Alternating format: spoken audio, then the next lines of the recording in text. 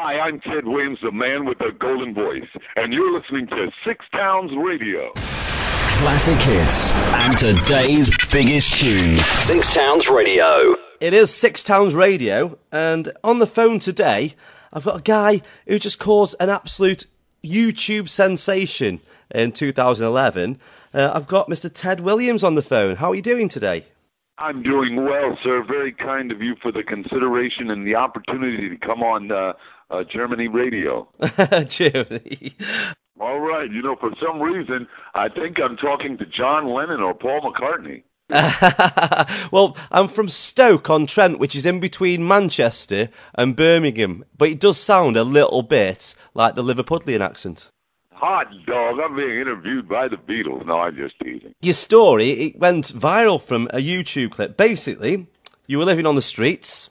Somebody discovered your golden voice didn't belong on the streets. It should have been on the TV, on radio, and that's where you've been elevated to. So tell us a little bit about the story, how you were discovered again. Well, actually, it was 15 months ago. It was on January. It was in November of 2010, and it wasn't until January 4th that this YouTube video that he had taken. I was looking rather homeless and hideous. My teeth were brown and rotten. My hair was all over the place, but I still had a God-given gift which I acknowledged on voice. I'm an ex-radio announcer who's fallen on hard times. Any help would be greatly appreciated. Thank you, and God bless. And so when he saw that sign, he looked at me and said, well, hey, say something with that voice for this $1.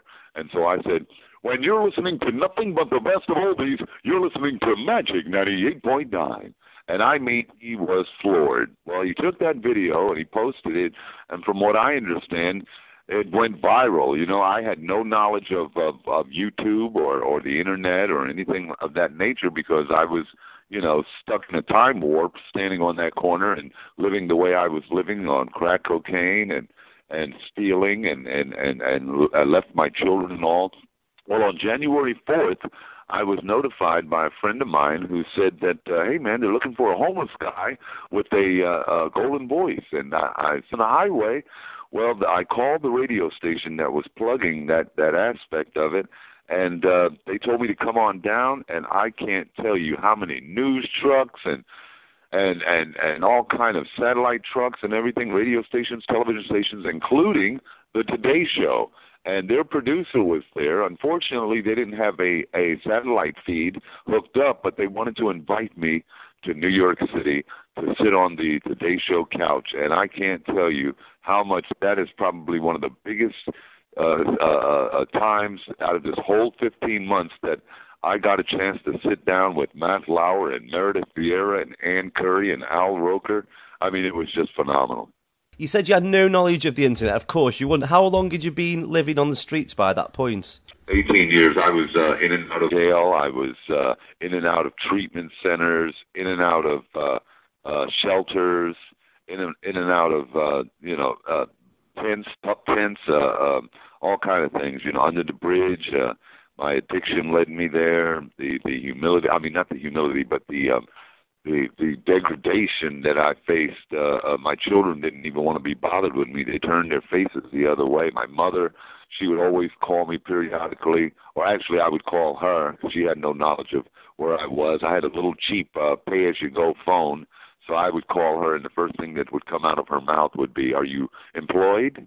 And when I said no, or I had no place to tell her where I was working, she would just get very disappointed. She'd hang up the phone. So I felt very bad and depressed. And, you know, I always kept hope. And believe it or not, as ugly as I looked on that corner, I look at that video now, and I think the only thing I had to offer anybody was a smile, you know. And in spite of the way it looked, I still smiled. And that's what I think, was a plus in my personality, was the fact that my teeth looked like, or my hair looked like, or clothes I wore. People can't really empathise with living on the streets unless they've done it. And I suppose every day, you know, people complain about having a similar job to do every day. Every day is the same, isn't it, for you? Well, was for you. Yeah, there was no, I felt like there was no way out, you know. But I did wholeheartedly pray. Every day I prayed for a change. I prayed for change.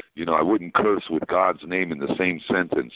Every day became a different, reverence to God. I would give God something every day. And I had a girlfriend. I still have the same girlfriend.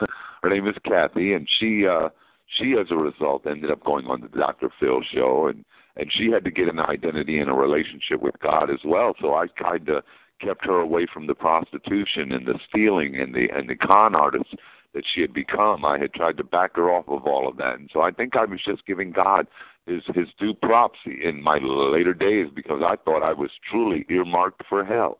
So, rewinding back 20 years when you were working as a radio announcer, was it just hanging around with the wrong people? I was, for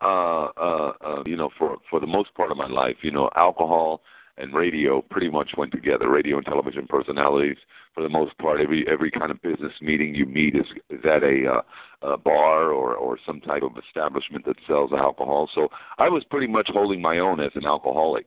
And so in 1988, my son was born, and I had 4 daughters previously, and I had marked it off that I couldn't produce a son. So when my son was announced of his arrival, of some friends of mine, as a congratulatory situation, gave me a joint of marijuana laced with crack cocaine, which they didn't identify it as crack. They just said, "Hey, man, try this." They were called Primos. And other cities and markets and everywhere else in the world calls them different names. A joint and hungry and it kind of perked me up. It gave me like a little cross sense of a adrenaline rush as well as the sluggish rush. And so I kind of liked it, and I just inquired as to how you go about buying this stuff, and I'd like to put it all in all my joints, and the rest is history. I just no longer had a craving for alcohol. I just went straight to the crack. And from what I know this might sound a little sacrilegious to say, but I think personally crack saved my life in a way, only because at the rate that I was drinking back then, I probably by now would have been dead of cirrhosis of the liver or some type of hepatitis or something, because I was drinking about 2/5 a day. And now my whole appetite and desires for alcohol had totally shot any drugs. I never sniffed any drugs. I never took any pills. I never drank the cough syrups or any of those kind of 70s get highs. I just, crack was the worst thing that came into my life. Yeah, and I've read all about the Ted Williams Project. So what you're doing now is, you've been gifted a brilliant voice, and it's got you back working where you want to be. Your life has changed, and you're helping to change other people's lives, aren't you? And that's exactly what the Ted Williams Project is designed to do. We are trying to go around, and we are trying to field many of the not Christmas wish lists, but many of the shelter wish lists. Now, there's a list. Excuse me. There's needs for washers and dryers, mattresses, clothing items such as underwear, undershirts. Deodorant is very important to a homeless person, and shoes, most importantly, shoes. I want to go back out and see if I can accommodate some of these homeless people with shoes, because, shoes will make you feel better about yourself. A lot of the shelters have situations where you have to get out and about. You sign up for your bed at a certain time, and pretty much it's a first-come, first-served basis. They do have overflow status, but for people to actually lay in a mattress instead of the floor with a mat, they kind of stay around. But if they have a new pair of shoes on their feet, I can't tell you the motivation and the desires that it gives you to get away from that, even if it's just for that day. So I'm looking forward to going around and field some of the needs of the other people, because I know God didn't give me this big blessing, this magnitude of a divine intervention, a modern-day miracle, to just hoard the money and stay and just use drugs and kill myself with it, or to just hold it to myself and to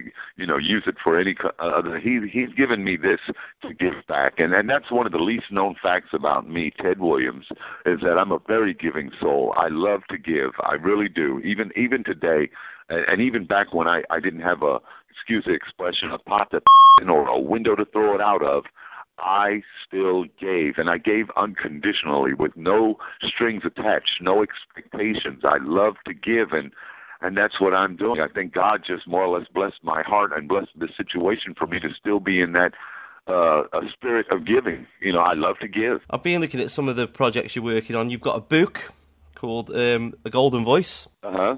Oh, yeah.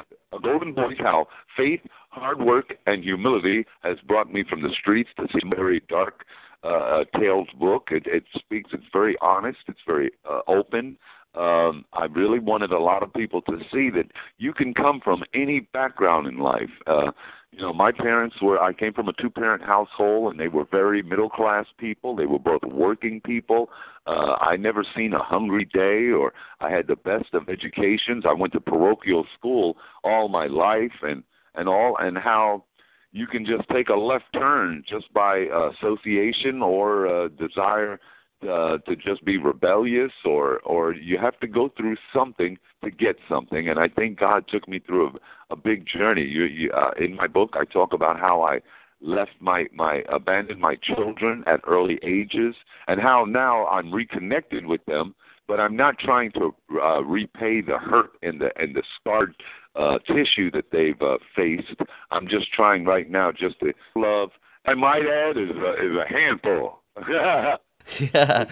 Yeah. So you've got all your family life now, as well as all the work you've been given, because you're doing voiceover work on a regular basis. There's TV work you've done. So describe a typical day for Ted Williams now. Well, I'm waking up and I'm fielding calls from overseas, such as yourself. No, I'm having a great time. I have just reestablished a relationship with Kraft Macaroni and Cheese. I have done a national spot.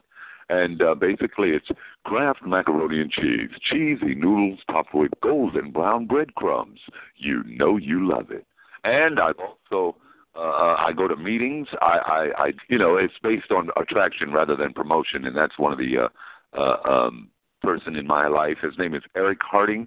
I've been knowing Eric for well over 25 years, and he's been so substantial in my recovery. And we go through our little spats. He happens to be an only child as well, and I don't know if I alluded to that, but I am an only child, and he's experienced that same situation. And I think we've bridged like brothers. I mean, we're inseparable at this point. He's a very, very, very giving person as well. He's very good-natured. He's very patient.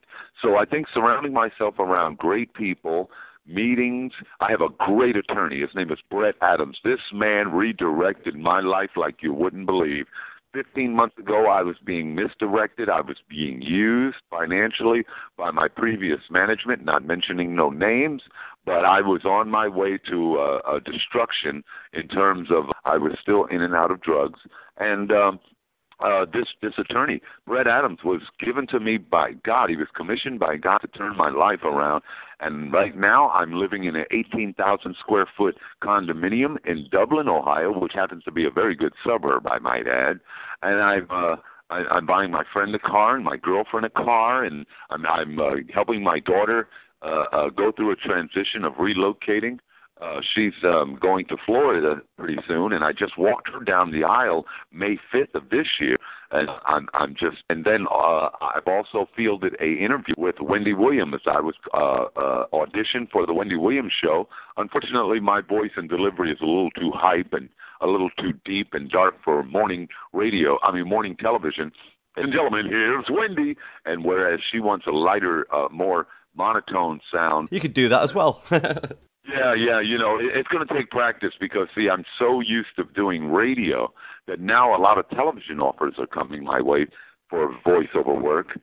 I just have to establish a pattern of the way they want things done in television as opposed to what I'm used to in radio. I have to back off that radio announcer's voice and try to get more natural, so it's a job. So do you have a message for anybody who thinks their life isn't on the right track, or they think they could do better with themselves? I'm 55 years old. I'll be 55 on September 22nd of this year. And in the 55 years, what I've learned, probably more late than never, because, it's always great. God loves us when we finally do acknowledge him and come to him, regardless of what your age is or how long it takes you, because God is going to bless you according to his time. But what I will say is this: put God first, and all things are possible. That is the biggest thing that I've learned. If you keep God first, all things are possible, regardless of what your ambitions are, your desires to do. And then what I'd like to say is, if you give from the heart. Don't worry about what a person's going to use for. The word is give. And once you've given. And don't sit there and say, well, I need a bill paid, Lord, but I'm going to go out here and find a homeless person and help so that you can help me with my bill. If you give with no expectations or no other motives of giving, God will truly bless you. And of course, by all means, faith without works is dead. That is the struggle that I face every day. To not only staying clean and sober, but to try to not worry about the distractions that I know the demonic ways are trying to do. They want to separate us from the relationship with God, and they'll do anything. They'll use anybody to try to come in and just take you off of your mountain.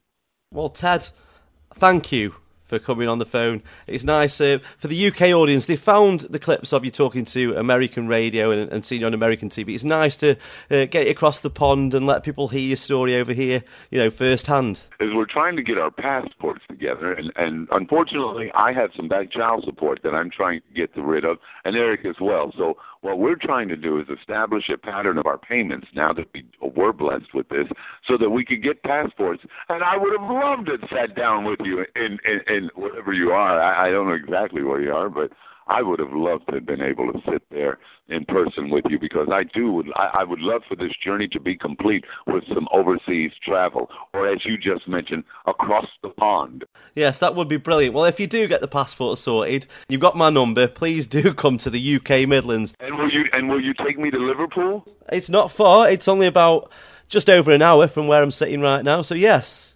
Oh boy. Okay. Thank you just so much for this opportunity to talk to you. Thank you very much. You need to check out, listeners, tedthegoldenvoice.com. That's got all your details on, hasn't it? Yes, that's correct. Okay, thank you very much. Thank you, sir. Bye-bye. Bye-bye. Classic hits and today's biggest tunes. 6 Sounds Radio.